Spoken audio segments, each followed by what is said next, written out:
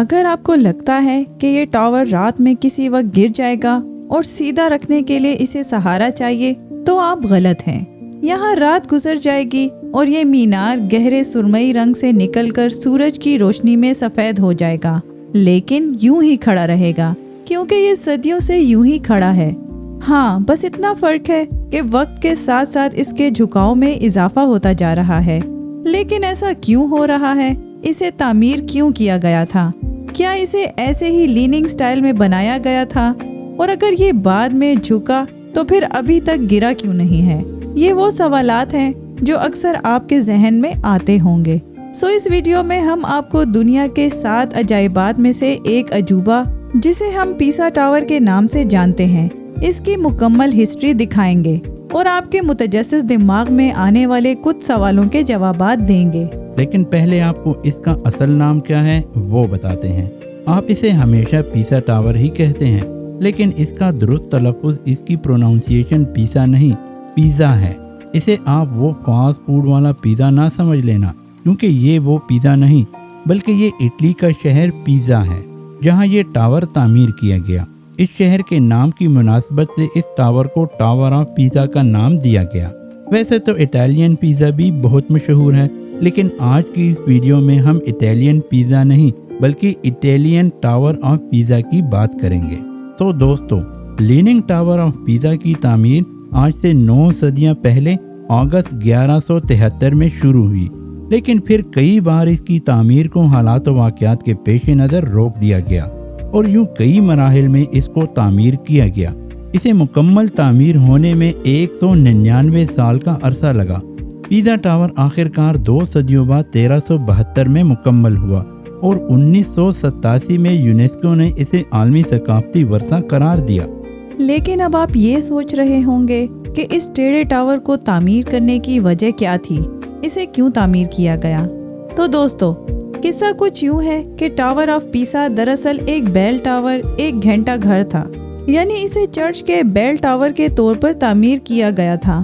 اس کی back ground history کچھ یوں ہے کہ اٹلی کا یہ شہر پیسا جہاں یہ ٹاور تعمیر ہوا وہ ایک اہم اطالوی بندرگاہ تھا، اور اس کے علاوہ روز بروز اس شہر کی شہرت اور طاقت میں مزید اضافہ ہوتا جا رہا تھا، کیونکہ یہاں اہم تجارتی معاہدے بھی ہوتے رہتے تھے۔ اس شہر کے رہنے والے اپنے شہر کو بہت خاص اور طاقتور سمجھتے تھے۔ پھر ایک دن 1063 عیسوی میں پیسا کے لوگوں نے جزیرے سسلی کے شہر پیلرمو پر حملہ کر دیا۔ یہ حملہ کامیاب رہا اور بڑے خزانے کے ساتھ پیسا واپس لوٹ آئے۔ انہیں اپنے شہر پر غرور تو پہلے ہی سے تھا، اب فتح کا ایک اور چاند ان کے ماتھے پر سج چکا تھا۔ اب وہ پوری دنیا کو یہ بتانا چاہتے تھے کہ ان کا یہ شہر کتنا اہم ہے۔ اپنے اس فخر کو مزید تقویت دینے کے لیے پیسا کے لوگوں نے وہاں ایک عظیم کیتھیڈرل کمپلیکس بنانے کا فیصلہ کیا، یعنی ایک عظیم و شان چرچ بنانے کا فیصلہ کیا۔ ان کے اس منصوبے میں 4 عمارتیں تعمیر کی جانی تھیں، ایک کیتھیڈرل، ایک بیپسٹری، ایک بیل ٹاور اور ایک سیمیٹری یعنی قبرستان شامل تھا۔ یہ بیل ٹاور جو تہوار یا خاص موقع پر گھنٹی بجانے کے لیے استعمال کیا جانا تھا، یہی وہ مشہور پیزا ٹاور ہے جو اٹلی کا اب ایک مشہور لینڈ مارک بن چکا ہے۔ ٹاور آف پیزا کا آئیڈیا کس کا تھا؟ اس کا اصل آرکیٹیکٹ کون تھا؟ یہ صحیح سے کسی کو معلوم نہیں۔ یوں سمجھ لیں کہ یہ بھی ایک معمہ ہے، ایک مسٹری ہے، لیکن اس کی تعمیر کے پہلے مرحلے میں جو آرکیٹیکٹ سب سے زیادہ مشہور اور تاریخ میں جن کا نام موجود ہے وہ بنانو پیسانو اور جیراڈو ڈن جیراڈو ہیں۔ پیسا ٹاور کی تعمیر کا دوسرا مرحلہ 1275 میں شروع ہوا اور اس وقت اس کے آرکیٹیکٹ گیوانی ڈی سائمن تھے، اور اس کی تعمیر مکمل کرنے کا کریڈٹ ٹوماسو پیسانو کو جاتا ہے، جنہوں نے 1350 سے 1372 میں اس ٹاور کی تعمیر مکمل کی، اسے فائنل شکل دی۔ اب آپ کو اس سوال کا جواب دیتے ہیں کہ اس میں جھکاؤ کیوں ہے؟ کیا جان بوجھ کے اسے ایسے تعمیر کیا گیا تھا؟ تو اس کا جواب ہے نہیں، کیونکہ اس کی تعمیر ایک نارمل سیدھے ٹاور کے طور پر ہی کی گئی تھی، لیکن اپنی تعمیر شروع ہونے کے صرف 5 سال تک ہی بمشکل یہ ٹاور سیدھا رہا، اور 1178 میں جب اس 8 منزلہ ٹاور کی ابھی بس تیسری منزل کی تعمیر شروع کی گئی تو اس نے ایک طرف جھکنا شروع کر دیا۔ اس کی وجہ اس کی بنیاد تھی، यानी जहाँ जिस जगह जिस मिट्टी पे इसे तामीर किया जा रहा था वो बहुत नर्म थी, जो इस टावर का बोझ ना सह पाई और टावर को एक तरफ झुका दिया। टावर इस नर्म मिट्टी में जुनूब की तरफ धंस गया। इंजीनियर जो इसे तामीर कर रहे थे वो अब परेशान थे कि इसे गिरने से कैसे बचाया जाए। अभी वो इस मसले पर गौर कर ही रहे थे कि इटली में जंग छिड़ गई। ये जंग इतालवी रियासतों की एक दूसरे से थी। इस जंग की वजह से टावर की तामीर को तकरीबन 1 सदी के लिए रोक दिया गया। इतने लंबे अरसे के लिए इसकी तामीर को रोकने के बाद इंजीनियर्स ये ख्याल कर रहे थे कि अब शायद ये नर्म मिट्टी सख्त हो जाएगी और ये टावर मजीद नहीं झुकेगा। इस झुकाव को ख़त्म करने की पहली कोशिश 1275 में की गई, जब तामीराती सिलसिला दोबारा बहाल किया गया। अब उन्हें ये अंदाज़ा हो गया था कि 100 साल गुजर जाने के बाद भी ये मिट्टी तो सख्त हुई ही नहीं, वैसे की वैसे ही नरम है। तो उस वक्त के बिल्डर्स ने इस टावर को एक तरफ झुकने से बचाने के लिए ये किया कि टॉप स्टोरीज यानी इस टावर की नई मंजिलों को तामीर करते हुए जानबूझ के इन्हें एक तरफ से थोड़ा ऊंचा तामीर किया ताकि इस टावर को सीधा किया जा सके। लेकिन उनका ये कारनामा टावर को सीधा तो नहीं कर सका, अलबत्ता उसे मजीद झुकने में इसने पूरी मदद फराहम की। आखिरकार इस टावर को 1372 में मुकम्मल तामीर कर लिया गया। क्योंकि एक बेल टावर था तो चर्च की वजह से इसको मखसूस रोमन स्टाइल में वाइट मार्बल से तामीर किया गया था। इसके मटेरियल में कंपोसेंटो सिमेट्री इस्तेमाल की गई, जिसका मतलब है मुकद्दस ज़मीन से निकाली गई मुकद्दस मिट्टी। यह टावर क्योंकि राउंड शेप में है, इसलिए इसमें ट्विन स्पाइरल स्टेयरकेसेस यानी दोनों तरफ सीढ़ियाँ मौजूद हैं, जिसमें 294 स्टेप्स हैं जो ग्राउंड फ्लोर से ऊपर बेल चैम्बर तक जाती हैं। लेकिन क्योंकि ये एक लेवल पर नहीं है, एक तरफ झुका है, सो सीढ़ियों में एक तरफ 2 स्टेप ज्यादा बनाए गए हैं ताकि इसके झुकाव को कंपनसेट किया जा सके।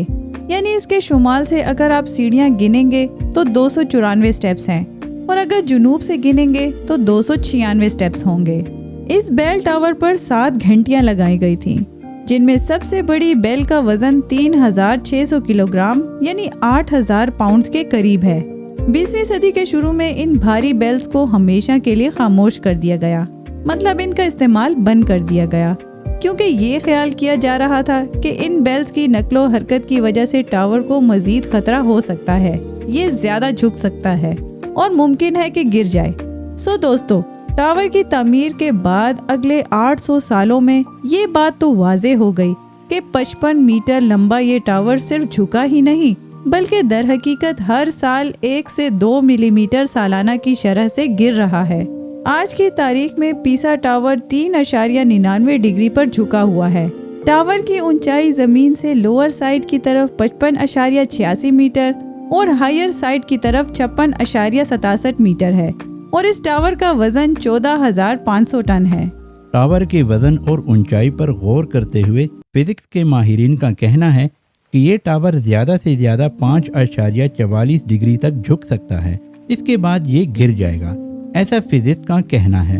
लेकिन दोस्तों, आपको एक हैरानकुन बात बताते हैं कि एक टाइम ऐसा भी था जब ये टावर 5.5 डिग्री तक झुक गया था, लेकिन हैरत अंगेज तौर पर ये तब भी नहीं गिरा। 5 डिग्री तक झुक जाने के बावजूद ये इमारत गिरती क्यों नहीं? अब ये सवाल आपके जहन में आया होगा, तो इसका जवाब है centre of gravity. Newton third law of motion तो आप सब ने पढ़ा ही होगा, और वो सेब वाली मिसाल भी सबको याद होगी। जब न्यूटन एक दरख्त के नीचे बैठा होता है और दरख्त से सेब नीचे गिरता है, न्यूटन ने इस पर गौर किया कि ये सेब नीचे ही क्यों गिरा, इधर उधर भी तो गिर सकता था।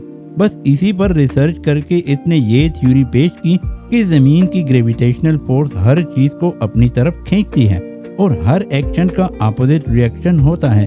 यानी जहाँ ज़मीन की ग्रेविटी चीज़ों को अपनी तरफ खींचती है, वही ज़मीन पर मौजूद चीज़ें भी पूरी कुव्वत से अपने वजन के मुताबिक जोर लगा के ज़मीन को अपनी तरफ खींचती हैं। लेकिन जाहिर है ज़मीन का वजन इस पर मौजूद दूसरी किसी भी चीज़ से ज़्यादा होता है, सो ज़मीन जीत जाती है, लेकिन हारता दूसरा ऑब्जेक्ट भी नहीं। सो नतीजा ये होता है कि ग्रेविटी की वजह से हर चीज़ ज़मीन पे खड़ी रहती है, हवा में इधर उधर नहीं गिरती। यही वजह है कि पीसा टावर भी आज तक गिरा नहीं, क्योंकि इसका सेंटर ऑफ ग्रेविटी इसे अभी तक मजबूती से ज़मीन से जोड़े हुए है। یہ اسکرین پر آپ ایک تصویر دیکھ رہے ہیں. اس سے آپ کو پیسا ٹاور کی سینٹر آف گریویٹی کا اندازہ ہو رہا ہوگا. یہ ٹاور یا دوسری کوئی چیز بھی اس وقت تک زمین پر کھڑی رہتی ہے جب تک کہ اس کی کشش ثقل کے مرکز سے یعنی سینٹر آف گریویٹی سے زمین کی طرف سیدھی کھینچے جانے والی ایک لکیر اس کی بنیاد میں رہے. جیسے ہی یہ سیدھی لائن اس ٹاور کی بیس سے نکلے گی یعنی یہ ٹاور تھوڑا سا بھی اور جھکے گا تو بس وہی اس کا اینڈ ہوگا. لیکن جیسا کہ ہم نے آپ کو بتایا تھا کہ ایک وقت ایسا بھی آیا تھا جب پیسا ٹاور 5 ڈگری سے زیادہ جھک گیا تھا. یہ 1990 کی بات ہے جب پیسا ٹاور 5.5 ڈگری تک جھک گیا تھا. تب اس بیل ٹاور نے انجینئرز کے ذہن میں خطرے کی گھنٹی بجا دی کہ آپ روک سکتے ہو تو روک لو ورنہ میں ہاتھ نہیں آؤں گا. کیونکہ اب اس ٹاور کی کشش ثقل کا مرکز یعنی سینٹر آف گریویٹی خطرناک حد تک اس کی بیس کے بیرونی کنارے کے قریب پہنچ چکا تھا. آسان الفاظ میں اگر کہا جائے تو اب یہ ٹاور گرنے کے قریب تھا. تو بس اس بیل ٹاور کی خطرے کی گھنٹی بجتے ہی بڑے پیمانے پر ایک ریسکیو آپریشن شروع کر دیا گیا تاکہ اس تاریخی ٹاور کو گرنے سے بچایا جا سکے. اس آپریشن کے لیے 14 ماہر آثار قدیمہ، مشہور آرکیٹیکٹ اور سوائل ایکسپرٹ مقرر کیے گئے تاکہ معلوم کیا جا سکے کہ اس جھکاؤ کو مزید کیسے روکا جائے. اب کی بار انجینئرز نے سوائل ایکسٹریکشن میتھڈ کی مدد سے اس کا جھکاؤ کم کرنے کی کوشش کی. اس کے لیے انجینئرز نے ٹاور کے شمال کی طرف سرنگ کھود کر مٹی کی تھوڑی سی مقدار کو نکال دیا. کیونکہ ٹاور جنوب کی طرف جھکا ہوا تھا اس لیے سرنگ شمال کی طرف کھودی گئی اور شمال سے مٹی کی کچھ مقدار نکال لی گئی. اس کے بعد سٹیل کیبلز کی مدد سے اس ٹاور کو کھینچتے ہوئے واپس سیدھا کرنے کی کوشش کی گئی. اپنے اس تجربے میں انجینئرز کچھ حد تک کامیاب رہے اور اس ٹاور کی بنیاد سے اس کی فاؤنڈیشن سے زمین کو ہٹا کے 16 سے 17 انچز تک اس کا جھکاؤ کم کرنے میں کامیاب ہو گئے اور اسے 5.5 ڈگری سے واپس 4 سے بھی کم ڈگری پہ لے آئے. اس ریسکیو آپریشن کو مکمل کرنے میں 30 ملین یورو اور 1 دہائی سے زیادہ کا عرصہ لگا.